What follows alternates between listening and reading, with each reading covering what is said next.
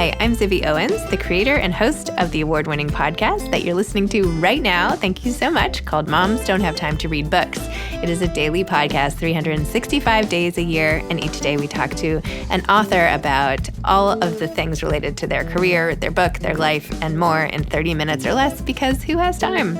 I am now an author myself, although I wasn't when I started this podcast, and you can get my new memoir, Bookends, a memoir of love, loss, and literature, wherever books are sold starting July 1st, and my children's book, Princess Charming. You can learn more about me at zibbyowens.com, but really you're here to learn more about the authors, and that is what we're going to do. Also, be sure to check out all the other podcasts in the Zcast Podcast Network. You can learn more at zcastnetwork.com and definitely check out those shows as well. Ruta Sepetys is the author of I Must Betray You. She is an internationally acclaimed #1 New York Times bestselling author of historical fiction, published in over 60 countries and 40 languages. Sepetys is considered a crossover novelist, as her books are read by both teens and adults worldwide. Her novels, Between Shades of Grey, Out of the Easy, and Salt to the Sea, have won or been shortlisted for more than 40 book prizes and are included on more than 60 state award lists. Between Shades of Grey was adapted into the film Ashes in the Snow, and her other novels are currently in development for TV and film. Winner of the Carnegie Medal, Ruta is passionate about the power of history and literature to foster global awareness and connectivity. She has presented to NATO, to the European Parliament, in the United States Capitol, and at embassies worldwide. Ruta was born and raised in Michigan and now lives with her family in Nashville, Tennessee. Oh shoot, I forgot to look her up when I was there. Anyway, next time.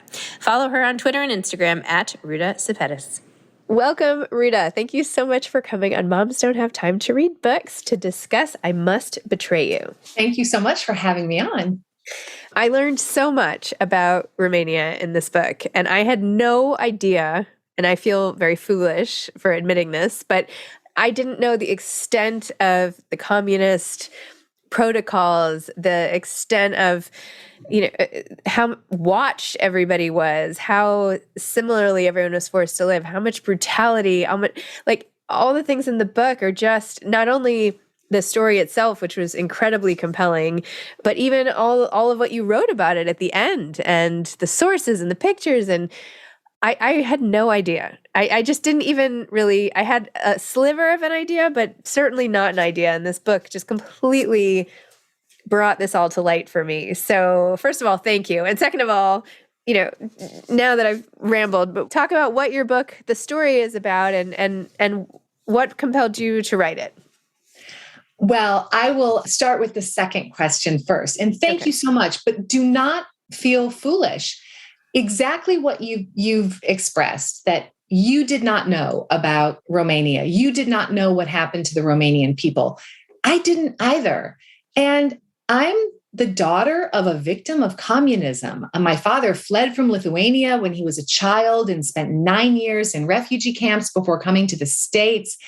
And so I wrongly assumed that I had an understanding of post-war communism. And when I was on tour in Romania for my first book, I realized I knew nothing about what had happened to more than 20 million Romanian people. How do we not know this story? All of us and all of your listeners, we probably know Romanian people and we don't know their story. So that's what inspired me to write the book. I'm drawn to these underrepresented parts of history. And the story follows a 17-year-old guy, Cristian Florescu, who is blackmailed by the Romanian secret police to become an informer for the regime. And Cristian is expected not only to inform on his neighbors, his friends, his girlfriend, and really betray everyone. But he decides that he's going to turn the tables and he's going to inform on the regime, and he is going to get information to the American embassy. So the betrayed becomes the betrayer, who betrays who. And that's a little bit about this story. Wow. It's hard to even comprehend. I mean, a lot of the books on this podcast, a theme is the corrosive power of secrets, right? Having to keep a secret. What happens when you're the keeper, when someone keeps it from you, when it enters into a dynamic. There's this distance that it immediately adds to any relationship, which then breeds a sense of loneliness and all of that, right? All of which have been happening here in your book. But to extrapolate that to an entire nation of millions of people, the ramifications of something like that are just almost unfathomably large and pervasive.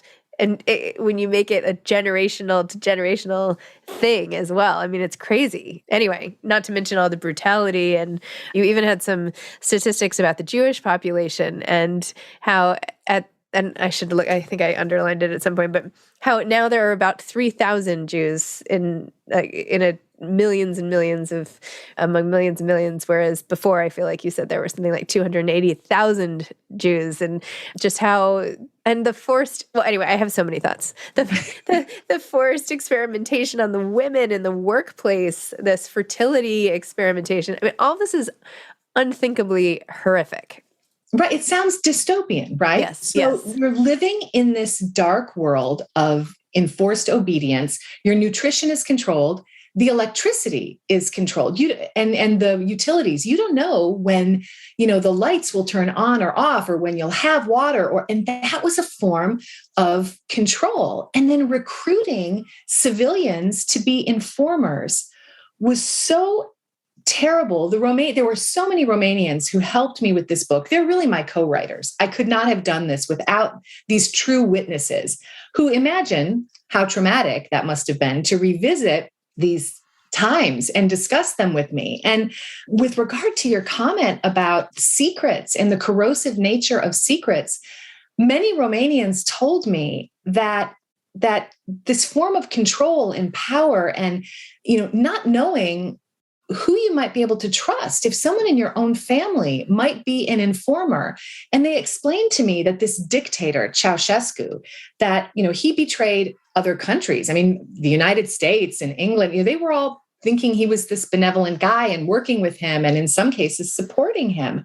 But that in betraying others, the Romanians told me that they felt that sometimes they were forced to betray themselves. Mm-hmm. And that feeling of being a traitor to your own soul, it broke my heart. And then to have the story misunderstood, or, as sometimes happens, narrative form, right? So the narrative about the fall of communism is often the fall of the Berlin Wall. And the narrative about Romania in the early 90s was that of orphanages, but we didn't have the full story, and we were missing so much. And I feel that's so unfair to the people who experienced it. I even watched a documentary about Nadia Comaneci. So I actually had some of this knowledge, but not in the way that you communicated it. And I know that she was a participant in your research, which is amazing. And talk about generous as well. I mean, and Nadia is so humble. Of course, I was a super fan and I had all these questions, but rather than speaking about herself, she was so intent upon me understanding what the average Romanian citizen must have experienced, and the importance that I focus on, let's say, the mom. Here's a mother who's trying to provide for her children, and amidst this atmosphere of terror, how some Romanians still found it in their heart to be generous, to help each other, even at their own cost, and that was really, really interesting to me. And a note about Nadia growing up, as a Lithuanian American, when the Baltic nations were occupied, the names Lithuania, Latvia, Estonia, they were just taken off the map and it just said Soviet Union. And I remember watching the Olympics, in 76 with Nadia, and remarking that the Romanian athletes, when they were walking into the opening ceremony, they were dressed in their own colors and the word Romania across the back of their, warm-up suits. And I remember thinking how lucky they were. How fortunate. Oh my goodness. Well, boy, it must be so wonderful in Romania and they're not suffering, and how wrong I was. And it took, decades for me to realize that I did not know the story. My gosh. What you said earlier about electricity and how it would turn on and off. You have this one scene of the neighbor who you described as having a fallen face that aged 20 years after the electricity went off in the hospital, and her child or newborn baby who was in an incubator died. I mean, the idea that you could trust a hospital, put your baby in the incubator, and then have them just decide like, oh, okay, cutting electricity tonight, that's a life right there. I mean, it's so cold-hearted, all of it. It is that the level and scale of the human rights abuses were just incredible. And what also was incredible was the endurance of Mm-hmm. the Romanian people and Yes. how they're, Romanians are just brilliant in so many ways, and how you know, they combated this in their own ways. For example, they would come up with jokes and they Mm-hmm. would joke. And imagine the danger of joking about the regime. It could ferry you straight to the secret police office. But they did it anyway. They found these, I guess I'll say, release valves and they were so creative and so brilliant. And it taught me so much about resilience, researching and writing the book. Wow. And the dependence on and the eventual sort of mind shift provided by American films, and how watching them was a huge lifeline. Like there was one scene when, I'm always so bad with names, Nikolai was like, could this actually be reality in America? It couldn't, right? It was so unfathomable. Well, and that was an interesting part of my research, sitting down with, Romanians who were young in the 80s, and many people, when I do research, many people will tell me similar things, many will tell me different things, but one of the similar threads was the impact of movies from the West. And there was one woman who dubbed these movies into Romanian, and she, for them, was the voice of freedom. But there were several people who told me that when they first started seeing movies, and I'm talking about movies from the 80s, so like Pretty Woman, Top Gun, which, now is having this renaissance, and that they said that initially when they saw those movies, they thought it was all fantasy. Mm-hmm. These people were choosing their own jobs, and they would go into the kitchen and turn a faucet and water would come out. And this was crazy. And then the older that they got, and word on the street and conversations, they realized, wait a minute, this is real, what we're seeing. And there was a historian I met with that said that those movies, those VHS tapes, they loaded the guns that eventually killed Ceausescu, the dictator. That's how powerful exposure to music, to art, music, that freedom of expression, that intellectual freedom that they didn't have, but that exposure to it, for the young people, it motivated them. And it was the young people who were the bravest when the revolution arrived, who took to the streets with nothing, just their bare hands to attack tanks. And so many gave their lives, for this. So, yeah. Wow. Even just them noticing the individual choices, even something as simple as what to eat and what to wear, and even noticing like, wait a minute, all of this is up to the individual to decide, like blew my mind. It just blew my mind that would be so anathema to their own experience. And yes, and then ultimately led to this huge, showdown, if you will. Yeah. And what I didn't realize prior to researching the book was that when Romania finally did, fight for, independence, and sadly, a replacement set of communists took over, yes, and their suffering was extended for several more years. And these young people who had fought for freedom felt like their revolution, had been stolen from them. And the book in the end kind of, reflects that. But it just gave me an insight, into a culture that I knew so little about. And Romania is a gorgeous country.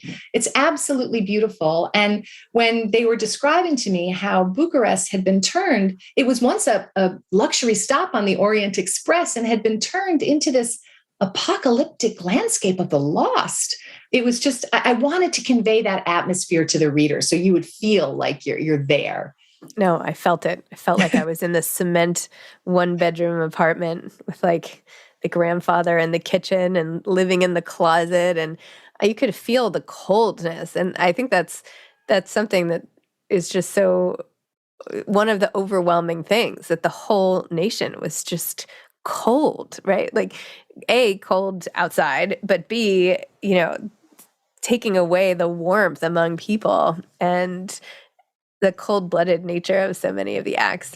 Anyway, I worry that I'm making this book sound like a history book, whereas actually it's very much about people and characters, and the way you wrote it is so page-turning, right? You just want to find out what is going on, what's going to happen with Nikolai and his, the girlfriend, and, even scenes like them protecting the girl who's walking home and gets attacked by wild dogs. I mean, all of these things, like you paint such a picture of the environment, but then ultimately it's the interior lives of the characters that just like fly off the page and it make it a story, not like a history book. Oh, I hope so. I did try to write it as a suspense novel. Those who've read my books know that my style, or I should say lack of style, is like short sentences, short chapters. But I've found through, writing about times of adversity, despite what's going on, there are universal themes. I mean, amidst war, people are falling desperately in love and they're forging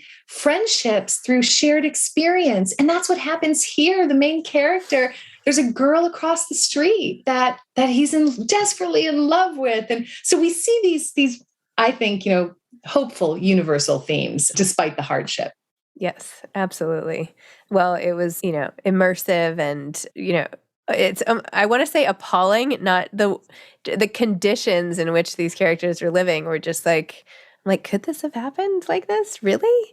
And then learning that it could have was just imbued this whole other layer of meaning onto the day-to-day life of your characters and what they decided and everything. So, yeah, a little bit of everything packed in here. Well, and also, it also makes us realize, though, how humble Romanians are, that they speak very rarely of what they endured and how they endured it. And they're so generous to speak about you and to ask about you and what's going on. And whereas like Lithuanians, we're so open to say, oh, my family went to Siberia and this is what our family experienced. And I just really hope that it might open a door. Of course, this is fiction, right, but I hope it might open a door so people might research on their own and it might lead them to the nonfiction work of Romanians, because my historical fiction sits on the shoulders of nonfiction and memoir and testimony. And in this case,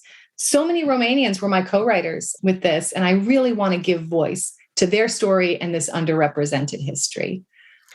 Well, I have to say that in 5th grade, for whatever reason, I was assigned a research project on Lithuania. That was my country. Everybody got like a different place. And I don't know why. Anyway, that was mine. And we didn't know anyone from there. And my mom's like, well, so-and-so is from Estonia. Why don't you talk to her? And I remember interviewing her at the time. Anyway, I don't even know. That's not even related to what we're talking about. But, with your Lithuanian past, this is like the 80s in the 80s, this is what we were doing in school. So no, but you know what? Good for your teacher, because in the 80s, Lithuania wasn't even on the map as its own country. It was only after 1991. And, people from these underrepresented countries, it becomes a bit of an identity struggle, because I remember growing up, in the States, people call me Ruta Sepetys. My Lithuanian name is Ruta Sepetys. And when people would see my name, they'd say, what are you? And I'd say, I'm Lithuanian. And then the conversation would just end. And I remember watching movies, like there was an Adam Sandler film where they were trying to make a joke about like, oh, the character had a girlfriend and they said, oh, she's from Lithuania. And then this woman came in who was bumbling and odd. And it was a joke because no one knew. It was like this very far-flung remote place. But people, I think that when their stories remain hidden in the shadows and the histories of the countries remain hidden in the shadows, people can feel misunderstood. And I know even for myself, when I would say I'm Lithuanian, very rarely would someone say, oh, well, what is it like to be Lithuanian? Or what's the history of your country? And I just think we don't do that. And if we understand the backgrounds and histories, we might better understand our neighbors even. And then once we understand their background, we understand their motivation, and that facilitates human understanding, I like to think. And I think that's one of the hidden powers of historical fiction, is that, power for dialogue and human understanding. So true. I interviewed recently a man named Matty Friedman about when Leonard Cohen went on into the Yom Kippur Wars in Mount Sinai. And he was saying in Israel at that time, when you asked where people were from, they just said, I'm from the Holocaust. Like, that's where I'm from. Like, it doesn't matter. Like, here's where I am. That's where I'm from. And there's some things that are similar in that. Like, I am from this place. This place has changed. Like, who does that make me? What is my identity when my nation is, and I think about all the Ukrainians now too. Like, what are, I mean, obviously they identify so strongly and I have so much respect for them. But, what happens when you're all booted out of your country? And who are you? Who do you become? Anyway, I'm rambling. I'm sorry, but no, you're not. You're not rambling at all, because I think we see that people become, courageous lamplighters, and we see the power of the human spirit when families are separated and people are displaced. And it's, of course, it's awful to see history repeating itself, but I really try to also cling to the strength that the Ukrainians are showing the world. It's so inspiring. So when you're writing a book, how do you go back and forth with your regular life? Like, tell me about a day where you're like sitting there and like how often and then what happens when you like shut your computer down and get up, and like, is it easy for you to go from this intensity to then whatever else you're doing? No, it's not. And I think it would be a little bit weird if I could write about pain and death and destruction and then be like, oh, now it's time to make dinner. No, but someone once told me that compassion is being able to hold both, hope and hardship and love and loss at the same time. And that made sense to me. And I think to write authentic historical fiction where the reader feels connected to the character and feels empathy towards what they're experiencing, I have to kind of get in the trenches. So what I do is I carve out large blocks of time to write and allow myself to go there, into the trenches. And also I feel a great debt to these people who help my research. And I want to deliver something great just, for them, to honor them. And so I do allow myself to go there. And then I have to sort of slowly come out of it. So on the tail end of, let's say, a writing bender, I will, instead of writing 14 hours a day or being in it 14 hours a day, I'll sort of wean myself off. And that helps. But yeah, I'm probably a really bad candidate for this because I get so emotional, but then I think, well, maybe it's the fact that I care so deeply about these human beings. I feel really, really invested. I laugh with my other friends who write historical fiction because they say, Ruta, you're nuts. You are not. I will go to the nth degree to hunt down a detail for authenticity, and I laugh with my other friends who write historical fiction. They're like, you're crazy. And don't tell anyone you do that because then they'll expect us to do it too. Oh my gosh. So on a day when you're not writing, what's your life like? Like, what do you love to do when you're not working? I live just outside of Nashville and it's lovely. And I love to walk. I love to be outside. And it doesn't matter if it's winter or summer. There's that saying, to truly go inside, you need to go outside. And I believe that. I get my best ideas for plotting and dialogue when I'm taking walks. And how cliche is that, right? Like the writer who takes a long walk in the woods. But for me, it really works. That combinatory play of physically moving, and either listening to music and activating a different part of my brain, I can put together plots and scenes and dialogue. So even when I'm not writing, I am kind of writing and crafting and reflecting on story and history and things like that. Love it. Yeah, you can't really escape it, right? It follows the books kind of follow you everywhere you go. Well, and story follows us, right? Yes. And something I do is I go to, and I think a lot of writers probably do this, but here in the South, these estate sales are really great. I go to a lot of estate sales and I'll wander through these estate sales and every item has a story attached to it. The way shoes are worn at the heels, I'm thinking, oh my gosh, this woman, she danced herself to death. Or a dress that has a cigarette burn in a really odd place. Everything to me is story. And at these estate sales, I don't know.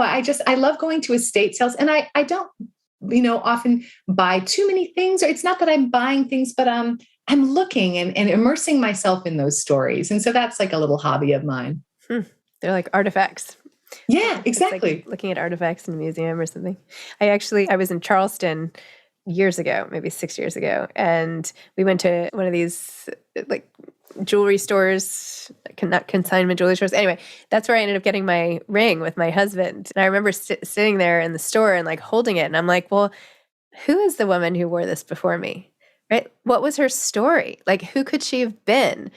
Like, it could be anything. Did she live around here? Like, which house did she live in? Like, I'll never know. And yet it would be around my finger forever, the way it was around her finger forever. Like, it's just so wild. Anyway, I love that you think that way. I love that you think that way, because it does have story. There's a story there. There's a plot. There's a setting. I mean, for writers, there was dialogue. There was all the elements of story are in that ring. And then, of course, you created a whole new, story around it. Yeah. All right. Well, maybe I'll try some historical fiction. Yeah, I think you should. Yeah. Well, anyway, it turns out we bought the ring, and then brought it up to New York where I live. And I needed it resized because it was too big. Another clue about this woman. And when the jeweler went to resize it, they said, actually, there's a huge crack that you can't see with the naked eye, but the diamond is cracked. But the place I bought it had, I had taken out the insurance or whatever. So point is, we got to send it back and I got my money back. So the actual ring went there, but then I had the jeweler here make an exact copy of what it looked like. So that's how I have this one. That's an even better story. And don't you wonder, how did that diamond get cracked? Did she clobber someone? Fall? Yeah. Did she fall? Did she, Yeah. Oh, that's that how she died? Were you tempted to keep the cracked diamond and ask for a discount, or no, you didn't want the cracked? No, I thought about it a minute, but then maybe this was a sales hook, but the jeweler up here said, over time it would get worse. And there were reasons why you should not wear a cracked diamond or whatever, even if I had gotten the discount. But yes, I think I was tempted because I liked the history of it. And I love the idea of wearing an antique ring and everything, but not if it's totally broken. But Right. Anyway, I don't even know how we ended up on that tangent, but I guess material from the South is rife with story, and who knows where it will lead. Exactly. What are you writing now? What are you working on? Well, I just finished a book, sort of that it pertains to what we're talking about. My books require a lot of research, and I have to travel for this research.